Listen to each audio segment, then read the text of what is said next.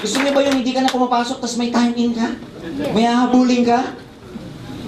Tas ang tinitignan mong oras lang, dalawa lang, alas 12 at alas 5? Kapapasok mo pa lang ng alas 8, sana alas 12 na.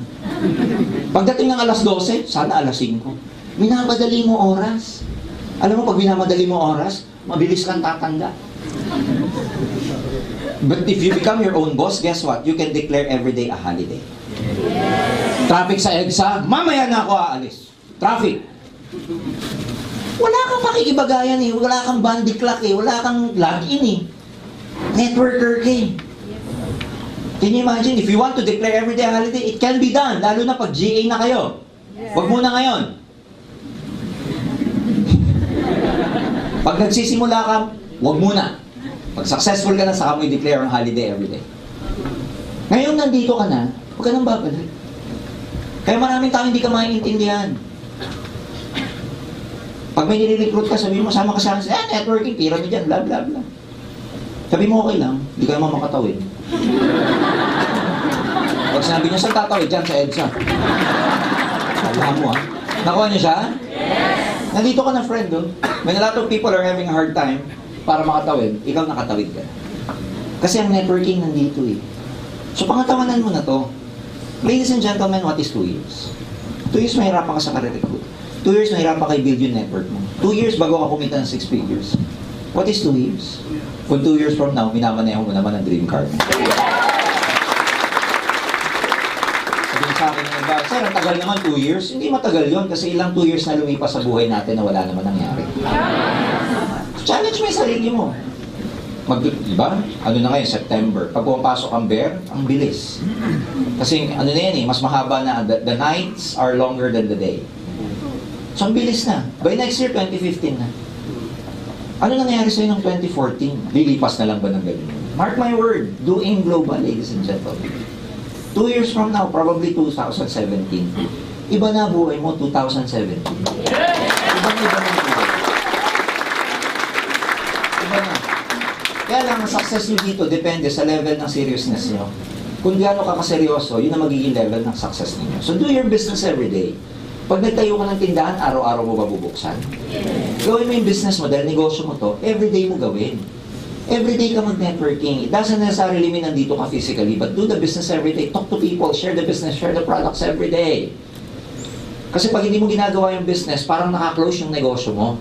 Dahil negosyo mo to, buksan mo araw-araw. Paano masabing operational ka? Pag may kinakausap ka, ayaw bumili sa'yo, it's okay. Millions of people out there are looking for your opportunity. Millions of people out there need your product. Why are you going to be disappointed to someone sa isang tao na ayaw? Move on. Kuha ng kuha. We are looking for people who are also looking for us. Pag ayaw, next. Pag ayaw, next. Ang dami mong ini-next eh. Hindi ka maubusan na recruit. Walang saturation. Everyday may nagba-birthday. Everyday may nagdi-18. O di bantayan mo yung mga 17 ngayon. Pag 18 mo, aking ka ha? Paano ka mauubusan? Are you getting me? Yes! Determination lang yan eh. Ang akin, nandito ka na. And the most successful people in the world, ladies and gentlemen, nasa quadrant na to. Those who are financially free, nandito. Those who can afford luxury cars, dream house, etc., nandito. And eventually, ayan, mag-i-invest ka. Itong stage na to ang pinakamasarap kasi money is already working for you. Well, a lot of people spend their lives working for money.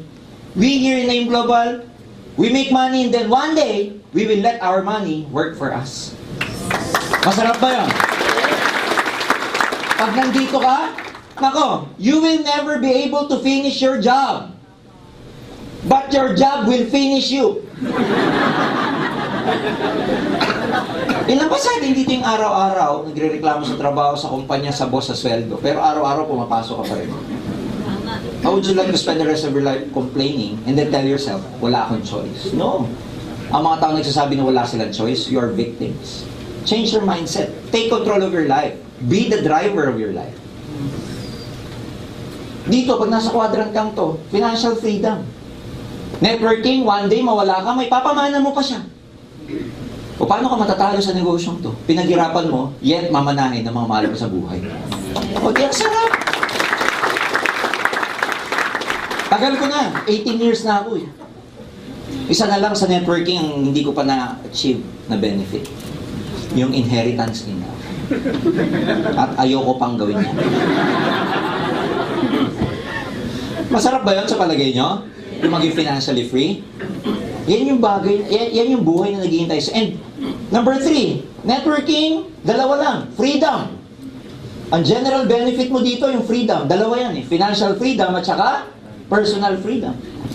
Financial freedom is a stage in your life where you don't have to worry for money anymore. Masarap ba yun? Yes. Hindi masama ang pera. Mali lang yung naituro sa atin na masama ang pera. Pag mga mayaman, masama ugali. Kaya ikaw, nung narinig mong ganun, ayaw mo ngayong maging mayaman. Kasi baka sumama ang ugali mo. Di ba? Tama ba? Narinig mo ba, money is the root of all evil. Evil yan, evil. Ha? It's neither bad nor good. Depende kung paano mo gagamitin. Eh kung nagkapera ka, lalo kang dumamot na naging selfish ka, masama pera. Nagkapera ka, ginamit mo sa drugs, pagsugal, masama pera. Pero pag nagkapera ka, pinaaral mo ang mga kapatid mo, paggawa ka ng bahay ng nanay at tatay mo, may allowance sa nanay mo, pinag-aaral mo ang anak mo sa magandang eskwelahan, nakakapagbigay ka sa charity, etc. Mabuti ang pera. So money is subjective. For me, money may never be the most important thing in the world, but everything that is important is affected by money. And money may never be the most important because it is second only. Ano yung number 1? Oxygen. Hindi ka mabuhay pag walang oxygen. Nakuha niyo ba? So, of course, no? Sabi nga nila, very sensitive na topic yan eh. Hindi mo naman madadala sa langit ang pera. Totoo yun, pero may iwan mo sa mga anak mo sa mundo. Money may never bring you peace of mind, etc. Pero mas masarap naman yung may pera kaysa wala. Iba-iba yung buhay sa taas sa baba eh.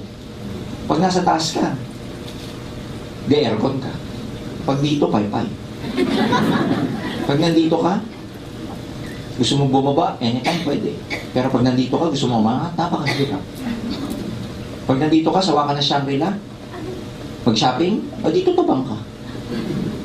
Sawa ka na sa gourmet food, di turo-turo. Sakawa ka na sa kotse, di mag-commute ka. Sawa ka na sa branded, di ukay-ukay. Pero pag nandito ka, at sawang-sawa ka na dito, wala kang magawa. Ha? Tama ba? Dito ka, sawa na ako sa tuyo. Ano yung mas mababa? Huwag nang kumain. Ay, wag kayo mayabangan. Hanggang ngayon, kumakain ako ng tuyo. Lalo na pagka-fresh yung kamatis. Ang sarap. Huwag lang araw-araw matuyot din balat mo. Are you getting me? Yes! I don't think your children will be happier if they don't have enough food, limited ang allowance, they can never buy what they want. I think mas magiging masaya sila kasi money can bring comfort. That's one good thing about money. So iba pag may financial freedom. Yung lifestyle na twice a year, nagbabakasyon ka sa Amerika without having to worry for money. Di ba ang sarap nun? Na pag lumapit sa'yo kapatid mo, manugang mo, lumapit sa'yo, awag manugang, patukan mo pag manugang. Pag lumapit sa'yo yung mga, mga pamangkin mo, pwede mo sila kapag because you have money. And personal freedom means you have enough time to spend with your family. Quality time. Masarap yun eh. Yung pag taga-in global ka, you have the money to enjoy your time and the time to enjoy your money. Yes. May pera ka na enjoy mo yung time mo at may time ka para mag-enjoy ng pera. Yes. Masarap yun. Kaya dito may sakripisyo. Yung iba sa inyo, pagod na, pupunta pa rito. Imbis na ngayon, natutulog na kayo, nandito ka. Nag-i-invest ka ng time eh. Kasi sa mundo, kung ano tinanin mo, yun ang aanihin mo. Ngayon nag-i-invest ka ng time, huwag ka mag-alala, ang aanihin mo, time din pagdating ng panahon. Time para magpahinga, time with your children, time with your loved ones. Pero for the meantime na hindi ka pa successful, sacrifice muna. Wala mo ng TV-TV. Wala mo ng debt. Alam mo yung debt? Kung makikita kayo mag-shoota, magde-debt sa Mega Mall. Debt. Wala mo ng date. Saka na yan. Saka na kayo mag-date pagka mayaman ka na. Saka na muna yung lakwatsa. Sakripisyo tawag doon. Mapapagod ka, okay lang. pagdating ng panahon, pahinga naman ang aanihin mo. Di ba masarap yun? Kaya sabihin sa akin ng maraming tao, sir, nakakapagod naman yan. Eh, dapat lang. Eh, one day, magpapahinga kayo. Ladies and gentlemen, believe me. Ang pinaglalaban mo dito, freedom. Kaya may mga sabihin ng tao, hindi nila naiintindihan yung usapan natin ngayon eh. Hindi nila naiintindihan. Eh, networking, pyramid yan eh. Upload, download. Upload, download ka dyan. Hindi nila naiintindihan yung ginagawa natin. Bakit? Yung level ng consciousness mo iba na. Dun sa mga yung level ng consciousness ng nire-recruit natin, hindi dahil hindi sila magaling, pero yung understanding nila about sa ginagawa natin, iba eh. That's why kontra sila. That's why, they reject you. But now that you have a deeper understanding of what networking is all about, kailangan kayo yung mas nakakaintindi. Can you imagine, ito na lang, itong ASB na sinasabi ko.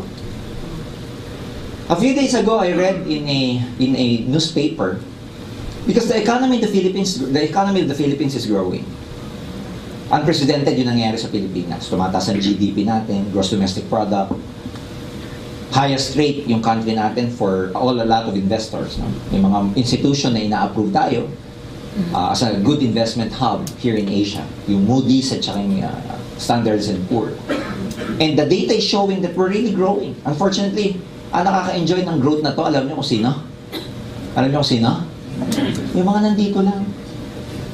Pag nandito ka, bale wala. In fact, one labor group complained na hindi nila nararamdaman ang asenso. Hindi daw nararamdaman ang asenso ng ordinaryong Pilipino. Of course, kasi nandito ka eh. Eh di ilipat mo yung sarili mo dito para ma-enjoy mo yung nangyayari sa Pilipinas. Yes! Ako ang ibig sabihin, yan yung mabuti ko.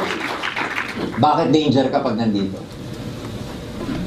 By 2016, magkakaroon ng tinatawag na Asian Economic Integration or Asian Regional Integration. Ano to? Yung mga economies sa Asia, magdudugtong na integrated na. Iisa na ang economy natin by 2016. What does it mean to an ordinary Filipino? Parang European Union, African Union, iisa na yung economy natin. So more investments are coming here in the Philippines kasi wala na masyadong trade barrier kung tawagin. Wala na masyadong tariffs, trades, and etc. A lot of foreigners can come here to open up their business. And a lot of Filipino companies can also open up their business elsewhere. So, palitan na, mas madali na. Now, bakit competitive? Siyempre, marami nang darating dito na mas skills. Mas may skills kesa sa'yo. Pag hindi ka nakahabol sa pangyayari, mapapag-iwanan ka. Indonesian company ako. Nagpunta pa ako sa Pilipinas ng company. Wala akong makitang efficient na worker, hahanapin kong expat. Indonesian, hindi Pilipino. Ako niya ibig sabihin. Kaya sa era na pagdating nito, pagalingan pagdating sa employment. Mas madali na manegosyo ibang tao. Kaya yung mga negosyante, tuwan-tuwa. Kasi mas madali na pumunta sa iba't ibang mga bansa. Probably by the time, mas mura na airfare. Kasi wala na masyadong bayad sa airspace. Isa na economy. Wala na masyadong trade barrier. Madali na ma-aproba ng mga products ng global sa iba't ibang mga bansa. Yes. In other words, pag networker ka, ang dali mo na mag-expand sa iba't ibang bansa pag na-implement na to. Mas marami na tayong branches sa iba't ibang bansa, mas madali na pamasahe, mas mura na pamasahe, mas madali na mag-expand yung network mo. Pag nandito ka. Pag nandito ka. Pag nandito ka, wala pa rin. You see, great possibilities can happen to those people who can see future possibilities before they become obvious. Alam ba to ng mga nire-recruit nyo? Hindi. Kaya it's a matter of positioning yourself pag nag-networking ka. Kasi ang makikinabang pagdating ng ARI are business people. And congratulations dahil ikaw nag-aim global, nag-negosyante ka. Oh. Hindi ka umaten ngayong gabi, hindi mo malaman yan. Kaya pag may nagre-recruit sa inyo, pag may nire-recruit ka, ayaw, never, walang mangyari na yung global, magsasara na yan. Sabi mo sa kanya, Asian Regional Integration. Pag sinabi niya, ano yun? Basta. Mamatay kang dukha. Are you getting me? Yes. Huwag niyo pakawalan ito negosyo to. Piniposisyon niyo na yung tama yung sarili niyo. Pagdating ng Asian Regional Integration, nandito ka pa rin. obsolete ka na. Mas marami ng competition.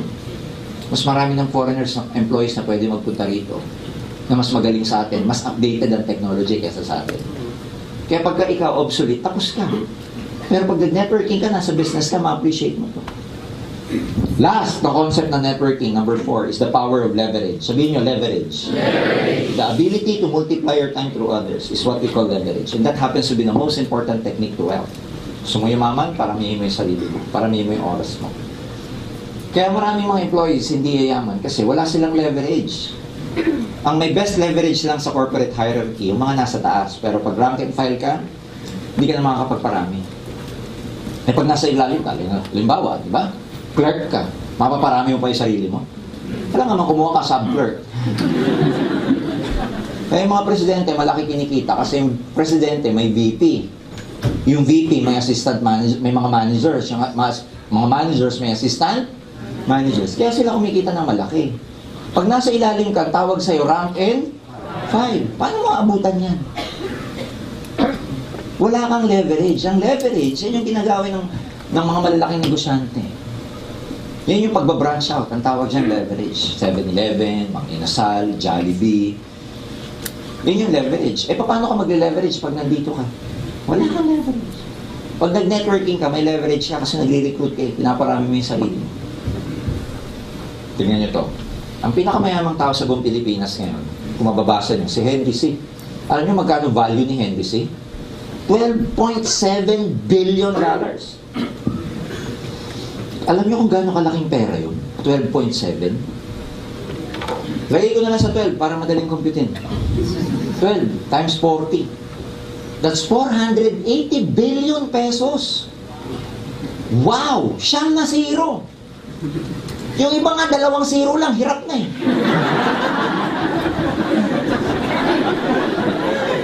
Sa siyam. Paano mo ubusin yung kayamanan na yan? Sige na. Kung ikaw si Henry, paano mo ubusin yan? Let's say kumikita ka ng 480 billion, yan ang asset mo, yan ang total value mo. Gumastos ka ng 1 million a day para lang maubos to. Magkano mauubos mo sa 1 week? 7. Ang dami pa rin, no? Sa 1 month, magkano maubos mo? 30 million. Ang dami pa rin. Sa isang taon, magkano maubos mo? 365 million. Ang dami pa rin, no? Alam mo kung gumagastos ka ng 1 million a day, that's equivalent to 365 million per year. Simply divide this by 365 million. Ang lalabas dyan, years.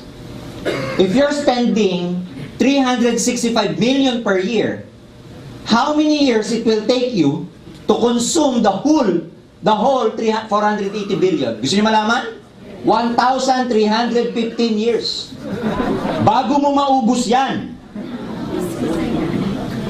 Ang laki kaya, yan, 1 million na din. Laki ng problema mo niyan. Pag hindi mo naubos yung 1 million ngayon, 2 million uubusin mo bukas. Yan yung kayamanan na kailangan mo mamatay, mabuhay, bago mo maubos. Kaya yung kapu-apuhan yan, mayaman na. Kaya malamang yung mga generation ng C, Henry C, yung C family by probably 2100. Di ba 2012 lang ngayon? Baka by 2100, kilala pa ng mga kaapu-apuhan ni Henry C, si Henry. Alam mo yung lolo ng lolo ko? Si Henry C. Ha? Eh tayo, yung lolo ng lolo natin, kilala pa? Di na, walang nagawa, kaya hindi natin tanda. Bakit? Kasi kung ang kayamanan na ipapamana, ang kahirapan na ipapamana.